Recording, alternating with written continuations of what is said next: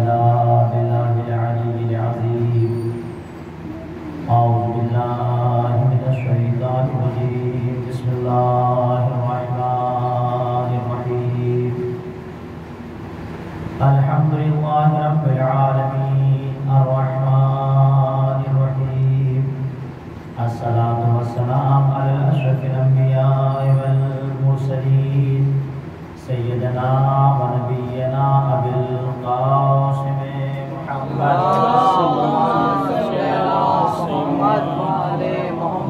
وعلى أهل بيت الطيبين الطاهرين المظلومين المنتخبين المنتجبين ولعنة الله على أعدائهم وغاصب حقوقهم ومنكر فضائلهم وشجاعتهم ومصائبهم وسخاوتهم وولايتهم وأمانتهم وصداقتهم وجهادتهم أجمعين من يومنا هذا إلى قيام يوم الدين أما بعد فقد قال الله تبارك وتعالى في القرآن المجيد وهو أصدق الصادقين وقوله الحق بسم الله الرحمن الرحيم إنا هديناه السبيل إما شاكرا وإما كفورا اللهم صل على محمد وعلى محمد.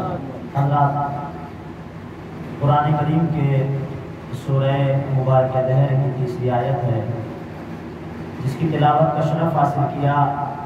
اعلان کردگار ہو رہا ہے. پروردگار عالم تمام انسانوں کو مخاطب کرنے کے بعد اعلان کر رہا ہے کہ انا ہدیناہ السبیلا، بے شک ہم نے پوری کائنات کو، تمام انسانوں کو سیدھے اور سچے راستے کی ہدایت کر دی. اور یہ سیدھے اور سچے راستے کی ہدایت کرنے کے بعد ہم نے کسی انسان کو مجبور نہیں بنایا، محتاج نہیں بنایا کہ تمہیں کس راستے پہ چلنا ہوگا، بلکہ ہم نے سیدھا اور سچا راستہ دکھانے کے بعد انسان کو اختیار دے دیا کہ حق اور باطل جان لینے کے بعد انسان کو اختیار ہے وہ چاہے تو خدا کا شاکر بندہ بن جائے، چاہے تو خدا کا کافر بندہ بن جائے. حق اور باطل جان لینے کے بعد انسان مجبور نہیں ہے بلکہ انسان آزاد ہے کہ حق و باطل کو جان لینے کے بعد اب انسان چاہے تو رحمان کا ہو جائے اور اگر چاہے تو شیطان کا ہو جائے. صلوات پڑھیں محمد. اللهم صل على محمد وعلى محمد. حق اور باطل جان لینے کے بعد انسان آزاد ہے، مجبور نہیں کہ حق کو جان لینے کے بعد ہم نے تم کو اختیار دیا، تم چاہو تو رحمان کے ہو جاؤ اور تم چاہو تو شیطان کے ہو جاؤ. حق اور باطل جان لینے کے بعد یہ انسان آزاد ہے، وہ چاہے تو نور کا پرستار ہو جائے، وہ چاہے تو اندھیروں کا دلدادہ ہو جائے. حق اور باطل کو جان لینے کے بعد ہم کو اختیار ہے، آپ کو اختیار ہے، ہم چاہے تو صراط مستقیم پر چلیں، ہم چاہے تو صراط ظالمین پر گامزن ہو جائیں. حق و باطل کو جان لینے کے بعد یہ ہم کو اختیار ہے، ہم چاہے تو اس راستے پر چلیں جس پر خدا کی نعمتیں، رحمتیں، مغفرتیں پائی جاتی ہیں، چاہے تو اس راستے پر چلیں جس پہ خدا کا غیظ ہے، غضب ہے، عذاب ہے. انسان مجبور نہیں ہے، پروردگار نے انسان کو آزاد بنا دیا، لیکن آزاد بنانے کے بعد اپنا مزاج پہچنوا دیا. آزاد ضرور بنایا لیکن مجھ خدا کا مزاج یہ ہے اگر میرے شاکر بندے بن جاؤ گے تو جس چیز پر شکریہ ادا کرو گے، تم محتاج ہو میں بے نیاز، تم حاجت مند ہو مجھے کس چیز کی تمنا، نہ تمہارے سجدے چاہیے نہ تمہارے صدقات نہ خیرات، جو کرو اپنے لیے انجام دو. جس چیز پر شکریہ ادا کرو گے اسی چیز کو بڑھاتا چلا جاؤں گا، تمہاری طرف پلٹاتا چلا جاؤں گا. لیکن اگر کفران نعمت پروردگار کے راستے پر چلے تو یاد رکھنا میرا عذاب بہت سخت بھی ہے، شدید بھی ہے. صلوات پڑھتے محمد. اللهم صل على محمد. میرا عذاب بہت سخت بھی ہے، بہت شدید. اختیار تمہیں جو چاہو راستہ چنو، اور ایسا بھی نہیں کہ میں نے راستہ بتانے کے لیے بھیجا کسی کو نہ ہو. بلکہ راستے کا انتظام کیا تاکہ کچھ لوگ آئیں جو راستہ پہچانوائیں، سیدھا سچا راستہ بتائیں۔ وہ کیا کہ جب نبی دنیا سے جانے لگے تو ہمارے حضور نے ارشاد فرمایا انی تارک فیکم الثقلین، کہ دیکھو میں تمہارے درمیان دو گراں قدر، دو وزنی چیزیں چھوڑے جا رہا ہوں، ایک کا نام قرآن ہے، دوسرے کا نام اہل بیت ہے۔ دونوں کے دامن کو تھام لینا۔ اگر کوئی اہل بیت کو چھوڑ کے فقط قرآن پر چلے گا تو بھی کامیاب نہ ہوگا، جو قرآن کو چھوڑ کے فقط اہل بیت کا دامن تھامے وہ بھی کامیاب نہ ہوگا۔ قرآن بھی ضروری ہے، اہل بیت بھی ضروری ہے۔ تو خدا نے انسانوں کی ہدایت کے لیے دو راستوں کا انتخاب کر دیا، اور قرآن کریم نے دو راستے کیا بنائے؟ ایک راستے کا نام ہے قرآن کریم، ایک راستے کا نام ہے قرآن کریم، جو اس نے قرآن کریم کو نازل کر دیا جو دستور حیات بندگی بن گیا۔ قرآن کچھ اس انداز سے نازل ہوا کہ دستور حیات بندگی ہو گیا کہ انسان قرآن کو پڑھتا چلا جائے، انسان قرآن کی تلاوت کرتا چلا جائے اور ہدایت پاتا چلا جائے۔ دوسرے راستے کا نام صلوات پڑھیں محمد لیکن اگر بہت زیادہ ضروری ہو تو ظاہر موبائل لے کے انسان باہر جا سکتا ہے، وہ بات کرے، اور اگر مجلس سے ضروری کچھ نہ ہو تو گزارش ہے کہ موبائل بند کر لیں کم از کم فرش اللہ۔ صلوات پڑھیں محمد۔ تو پروردگار نے قرآن کریم کو نازل کر دیا جو حیات دستور بندگی بن گیا کہ انسان قرآن کریم کی تلاوت کرتا چلا جائے، تلاوت کرنے کے بعد ہدایت پاتا چلا جائے۔ اور دوسرا راستہ کہ اس نے اہل بیت کو بھیج دیا تاکہ دنیا اہل بیت کا دامن تھامے رہے اور صراط مستقیم پر چلتی رہے۔ دونوں میں فرق کیا ہوگا؟ تو علماء نے ہم کو بتایا قرآن وہ ہے کہ جو سیرت بیان کرتا ہے، قرآن میں سیرت نظر آتی ہے، اہل بیت میں سورت نظر آتی ہے۔ قرآن یہ بتانے کے لیے آیا کہ کرنا کیا ہوگا، قرآن یہ بتانے کے لیے آیا کرنا کیا ہوگا، معصوم یہ بتانا ہے کرنا کیسے ہوگا۔ تو قرآن اور اہل بیت دونوں ایک دوسرے کے لیے ضروری ہیں، اور قرآن تو وہ اہم ترین کتاب ہے، قرآن تو اتنی عظیم کتاب ہے کہ ہماری تو کیا اوقات، زمانے کے نبی کو اس کی ضرورت ہے۔ غور تو کریں۔ نعرہ حیدری یا علی، نعرہ حیدری یا علی، 5 نعرے پنجتن کا ایک نعرہ حیدری یا علی۔ ہماری تو کیا اوقات، ارے خود زمانے کے آخری نبی کو قرآن کریم کی ضرورت ہے۔ اچھا نبی کو قرآن کی ضرورت، ذرا پتہ تو چلے کہ قرآن کی ضرورت کیوں ہے نبی کو۔ تو علماء نے بتایا کہ قرآن اس لیے ضروری ہے جیسے ایک دوسرے کی پہچان بتانے کے لیے ضروری ہے، جیسے ایک دوسرے کی پہچان کے لیے ضروری ہے، چونکہ قرآن اس لیے آیا تاکہ دنیا کو پتہ چل جائے عظمت محمد کیا ہے۔ قرآن اس لیے آیا تاکہ دنیا کو پتہ چلے عظمت محمد کیا ہے۔ محمد اس لیے آئے تاکہ دنیا کو پتہ چلے حقیقت قرآن ضروری ہے۔ اگر نبی نہ آتے دنیا کو قرآن بتانے والا کوئی نہ ہوتا، اگر قرآن نہ آتا نبی کی عظمت سمجھانے والا کوئی نہ ہوتا۔ گویا یہ دونوں ایک دوسرے کے ساتھ ہیں، قرآن ان کے سینے میں پایا جاتا ہے، یہ قرآن کے سینے میں نعرہ رسالت یا رسول اللہ، قرآن ان کے سینے میں پایا جاتا ہے، یہ قرآن کے سینے میں پائے جاتے ہیں۔ دونوں لازم و ملزوم ہے۔ اگر میرا نبی نہ آتا دنیا کو پتہ نہ چلتا عظمت قرآن کیا ہے، اگر قرآن نازل نہ ہوتا دنیا سمجھ نہ پاتی وقار محمد کیا ہے۔ اچھا قرآن تم نے ہمیں بتایا کہ عظمت نبی کیا ہے، ذرا یہ تو بتانا قرآن تم نے کیسے سمجھایا کہ نبی کون ہے۔ تو قرآن آواز دے گا میرے آنے پر تو غور کرو، میرے آنے پر تو غور کرو، ارے میں بھی وہیں سے آیا جہاں سے میرا نبی آیا، میں بھی وہیں سے آیا جہاں سے میرا نبی آیا۔ اچھا تو تم نے کیسے پہچانوایا کہ تم ہمارے آنے کے اوپر غور کرو، میرے آنے کا انداز دیکھنا تو پتہ چلے گا کہ محمد کیا ہے۔ اچھا تو تم کیسے آیا؟ کہ میں عرش پر لوہے محفوظ پر موجود تھا، خدا نے چاہا کہ قرآن زمین پر اتارا جائے، اور اگر میں دیکھیں وہاں پہ تھا نوری الفاظ کے ساتھ، یہ جو ہم قرآن پڑھتے ہیں یہ قرآن عرش پہ صورت میں نہیں تھا بلکہ عرش کی بلندی پر لوہے محفوظ پر قرآن تھا نوری الفاظ میں۔ نوری قرآن ہے، خاکی نہیں ہے قرآن کریم۔ ایک سوال ایک اور سوال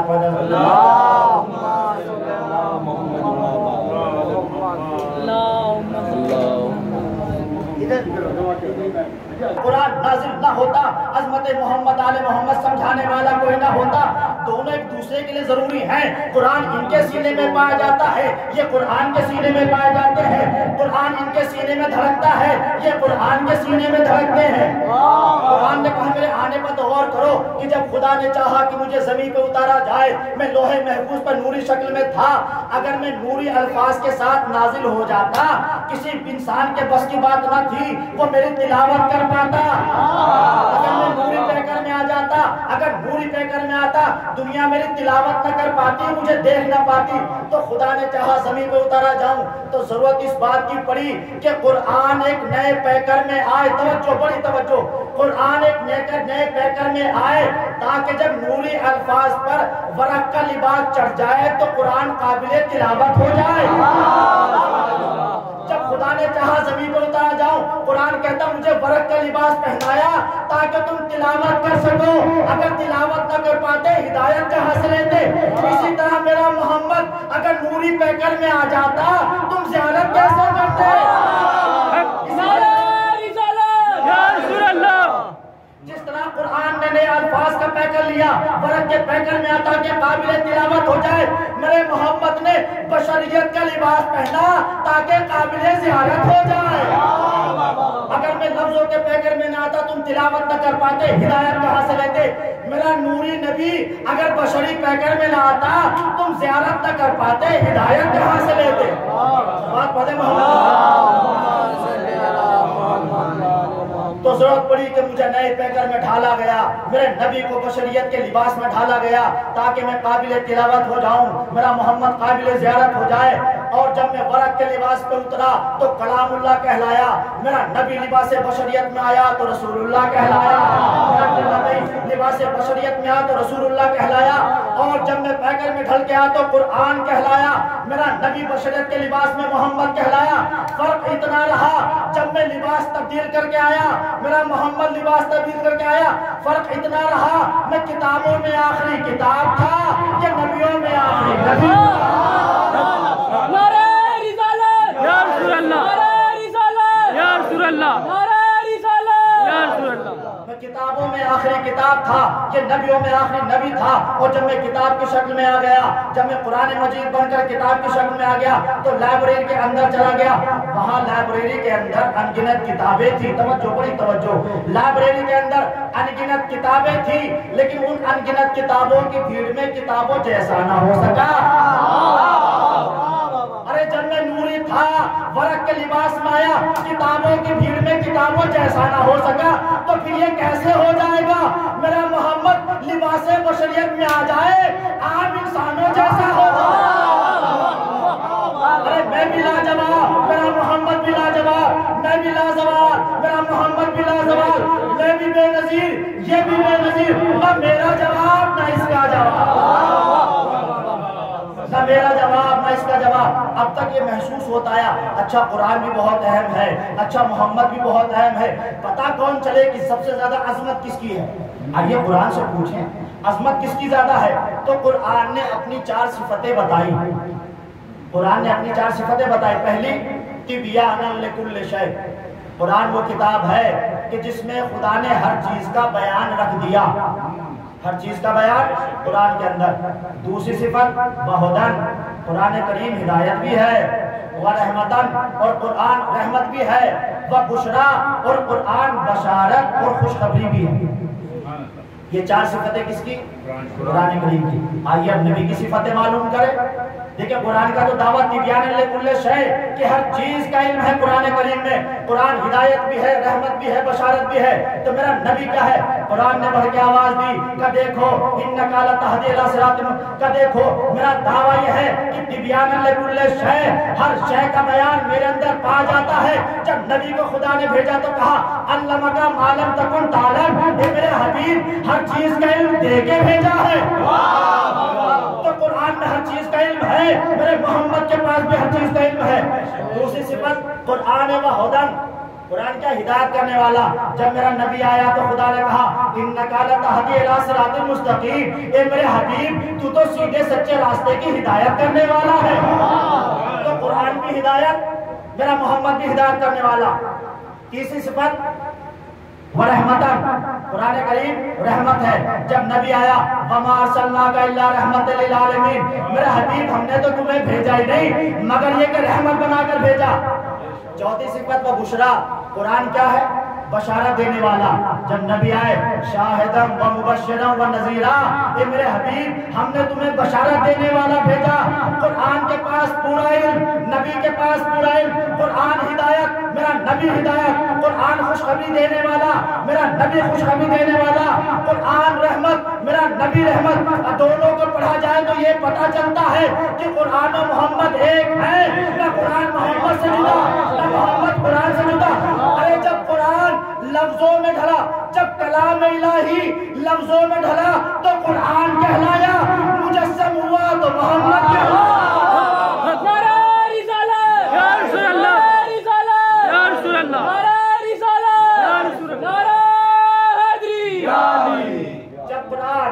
جب کلام الہی خدا کا کلام لفظوں میں ڈھلا تو قرآن کہلایا، اور کلام الہی مجسم ہو کے زمین پہ اترا تو محمد کہلایا. اب تک محسوس یہ ہو رہا تھا جو قرآن ہے وہ محمد ہے، جو محمد ہے وہ قرآن ہے. دونوں کی منزل ایک ہے، دونوں کا مرتبہ ایک ہے. لیکن میں کیا کروں اگر خدا خود قرآن میں محمد کو قرآن سے آگے بڑھا دے؟ تب تو قرآن سے افضل مانوں گا نا محمد کو. صاحب وہ کیسے ہو گیا افضل؟ کہتے کہ چوتھی تیسری صفت جو ہے نا قرآن کریم کی وہ کیا ہے؟ رحمت ہے. کس کے لیے؟ للمسلمین. قرآن رحمت کس کے لیے بن کر آیا؟ مسلمانوں کے لیے. اور میرا محمد رحمت للعالمین. تو دیکھیے عالمین کہا کسے جاتا ہے؟ عالمین کا دائرہ کتنا بڑا ہوگا؟ کیا فقط شیخ پورے کو عالمین کہا جائے گا، یا سہارنپور عالمین کہلائے گا، یو پی عالمین کہلائے گی، ہندوستان، پاکستان، سیریا یہ ملک مل جائے؟ نہیں. ارے جہاں جہاں خدا کی خدائی پائی جاتی ہے پروردگار سمجھ میں نہیں آتا عالمین کتنا بڑا ہے. ارے کہاں تک محمد کی رحمت کا دائرہ، کہاں تک میرے نبی کی رحمت چھائی ہوئی ہے. پروردگار تو ہی بتا. کہ سمجھ نہیں آتا تو قرآن پڑھنا، سمجھ نہیں آتا تو قرآن پڑھ. اچھا کیا قرآن پڑھے؟ کہ بسم اللہ الرحمن الرحیم الحمدللہ رب العالمین. تمام تعریف اس خدا کے لیے جو عالمین کا پالنے والا ہے. بس اتنا سمجھ لو، نبی کی رحمت کا دائرہ سمجھنا. ارے جہاں جہاں خدا کی خدائی ہے میرے محمد کی رحمت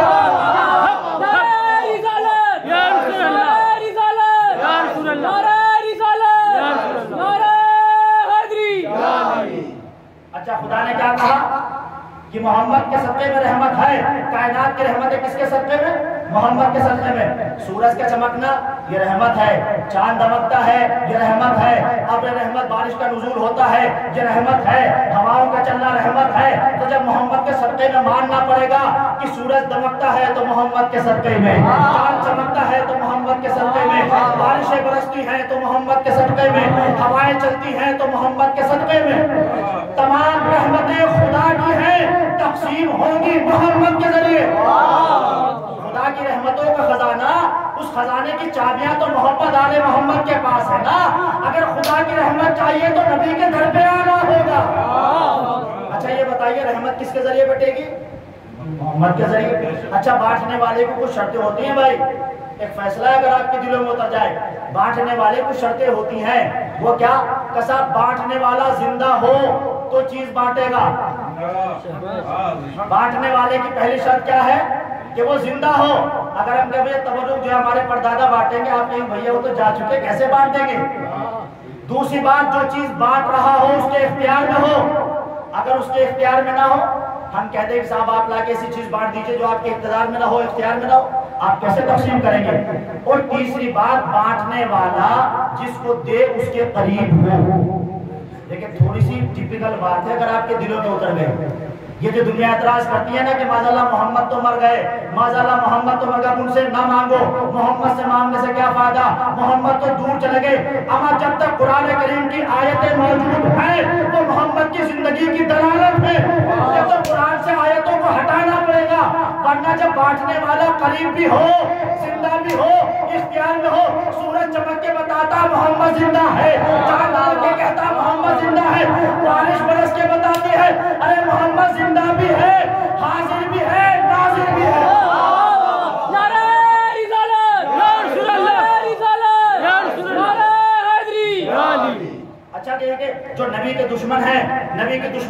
کوئی علاج ہو بھی نہیں سکتا.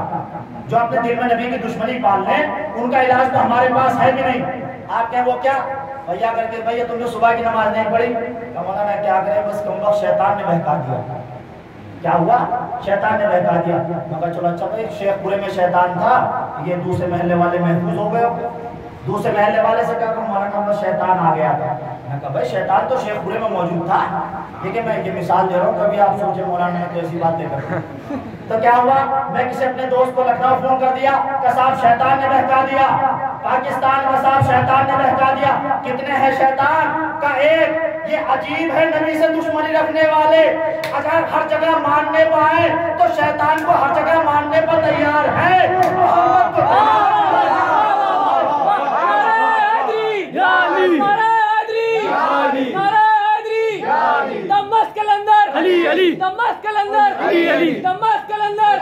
تو قبر کے باہر جو کرنا ہے کر لے تیری قبر کے اندر. علی علی یہ عجیب دنیا ہے. شیطان کو ماننے پائے تو شیطان کو ہر جگہ حاضر مانتی ہے. محمد کے جب مسئلہ آتا ہم کو تو پتا ہی نہیں. بڑے بھولے ہیں مسلمان. صلوات پڑھیں نا محمد.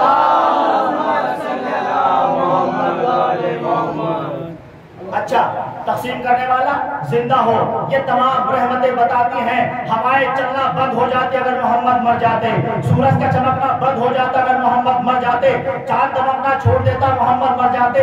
ہوائیں چل کے بتاتی ہیں وہ آج بھی زندہ ہے, سورج چمک کے بتاتا ہے وہ آج بھی زندہ ہے, تارے دمک کے بتاتے ہیں وہ آج بھی زندہ ہے. پورے رحمتوں کا بٹنا یہ محمد کی زندگی کی دلیل ہے. یہ تو قرآن کریم سے آیتوں کو ہٹانا پڑے گا ورنہ ماننا پڑے گا وہ زندہ ہے اور ہمیشہ زندہ رہنے والا ہے, اس کو فنا نہیں ہو سکتی. اچھا اور یہ کتنا عظمتوں والا محمد ہے, کتنا برکتوں والا محمد ہے, کتنے بلند مرتبے والا محمد ہے. آپ دیکھیں اگر میں آپ سے سوال کروں کہ جب بچے اسکول میں جاتے ہیں تو ان کو پڑھائی مکمل کرنے کے بعد سند دی جاتی ہے پہلے ہی. آپ کہیں بھیا جب پڑھائی مکمل کرے گا تو سند ملے گی. اگر کوئی کمپٹیشن مقابلہ ہو, کسب دوڑ کا مقابلہ ہوگا تو پہلے مقابلے میں دے دو بھیا تم نمبر پہلے نمبر کو تم سب سے زیادہ نکل جاؤ گے آگے. ایسا تھوڑی ہوگا, پہلے سب سے آگے نکل کے دکھانا پڑے گا. پتا چلا جب انسان کامیاب ہو جاتا ہے تو سند دی جاتی ہے. لیکن میں کیا کروں, اگر آپ قرآن کریم پر غور کریں, شروع کے 2 سال تک جو سورے نازل ہوتے رہے وہ تمام سورے محمد کا قصیدہ پڑھتے رہے. وضحیٰ محمد کا قصیدہ, ارے طٰہٰ محمد کا قصیدہ, مزمل محمد کا قصیدہ, مدثر محمد کا قصیدہ. لیکن کام مکمل ہو گیا 23 سال کے بعد, کام مکمل ہوگا 23 سال کے بعد. خدا پہلے ہی سند دے رہا ہے, پروردگارا یہ کون سا قانون, کام بعد میں ہوگا سند پہلے مل گئی. آواز خدا آئے گی, ارے کسی کو اپنے نبی پر اتنا اعتبار تو ہو, ارے امت کو اعتبار محمد پہ نہیں مجھ خدا کو تو اعتبار ہے, لہذا انعام پہلے عطا کر دیا.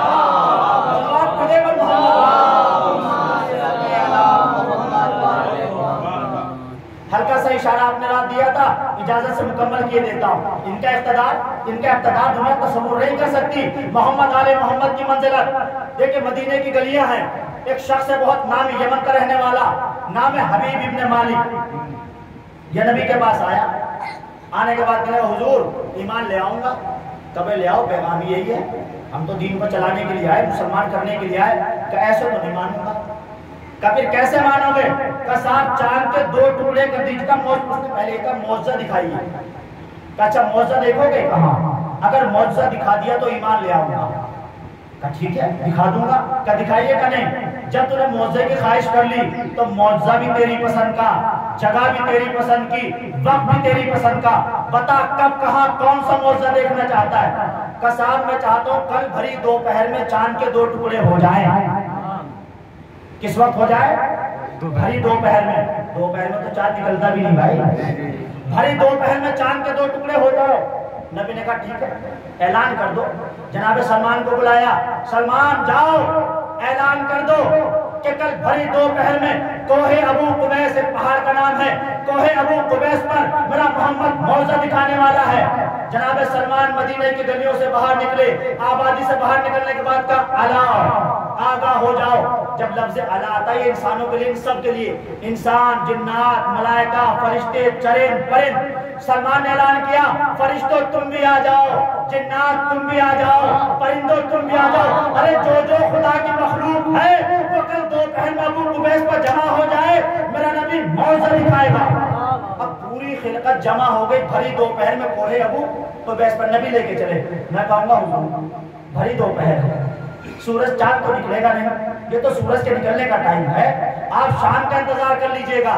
تو شاید نبی کہے کہ جاہل تو نہیں جانتا، اگر شام کا انتظار کرنا ہوتا دوپہر میں کیوں لے کے جاتا؟ اقتدار دکھانا ہے نا کہ محمد کہتے کسے ہیں۔ روایت کہتی بھری دوپہر۔ اچھا دوپہر میں کیا ہے کہ سورج نکل رہا ہے۔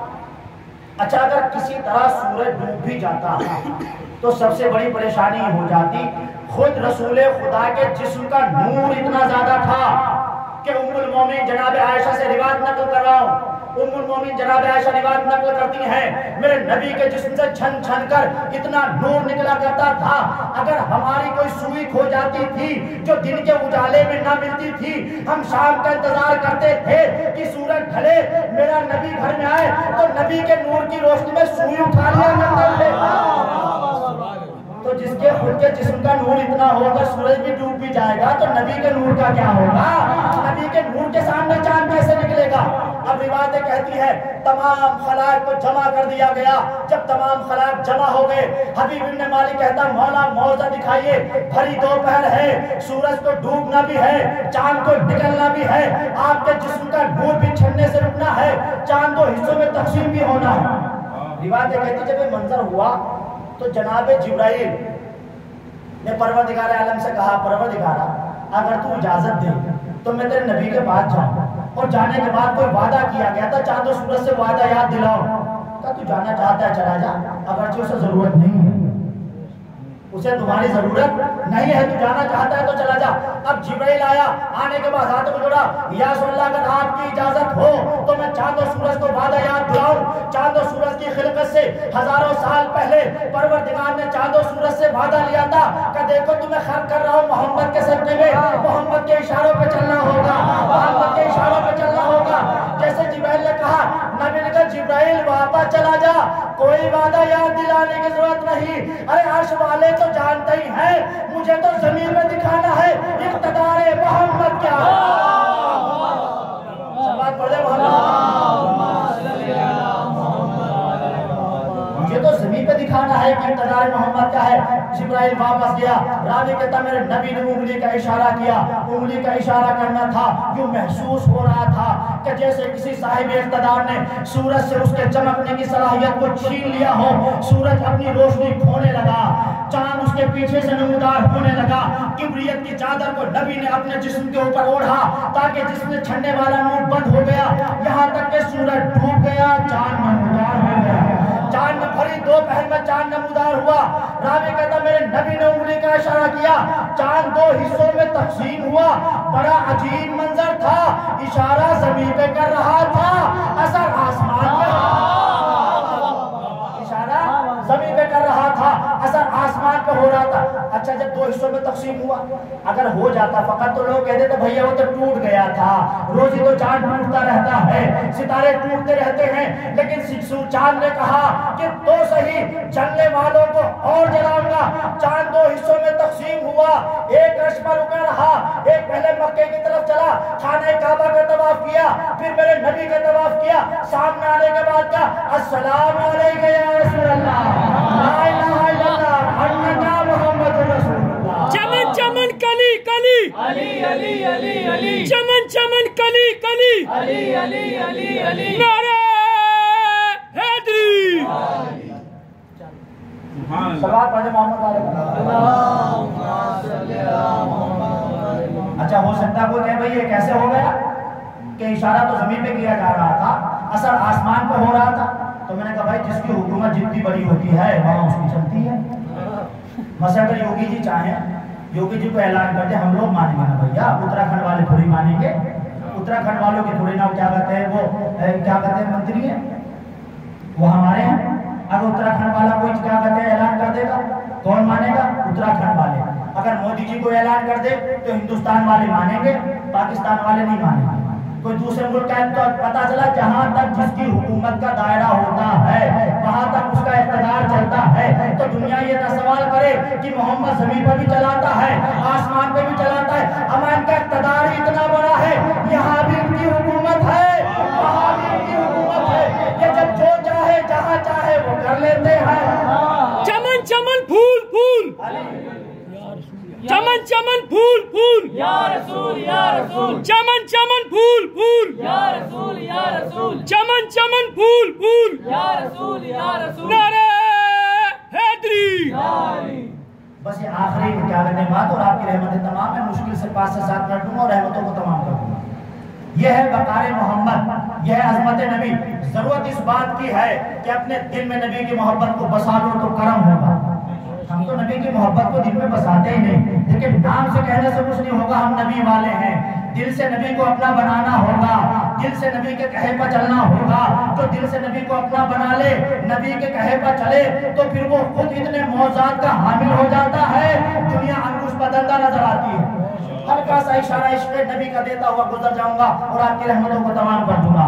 روایتیں کہتی ہیں جناب یوسف کا زمانہ ہے، سنا ہوا پورا تذکرہ آپ کا، بس ہلکا سا عشق نبی کے حوالے سے۔ جناب یوسف کو مصر کا بادشاہ بنا دیا گیا۔ ایک دن ہے کہ جناب یوسف اپنے ساتھیوں کے ساتھ کسی صحرا سے گزر رہے ہیں کہ آپ نے کسی کھنڈر سے کسی کے رونے کی آواز سنی، کھنڈر سے کسی کے رونے کی آواز سنی۔ اب جو آپ قریب کے دیکھا کوئی ضعیفہ ہے، کوئی بوڑھی عورت ہے جو رو رہی ہے، تو یوسف نے جانے کے بعد کا ضعیفہ کیوں رو رہی ہو؟ اب جو اس نے سر اٹھایا، سر اٹھانے کے بعد کہا یوسف تیرا حسن ایسا تھا کہ میں اس حالت کو پہنچی۔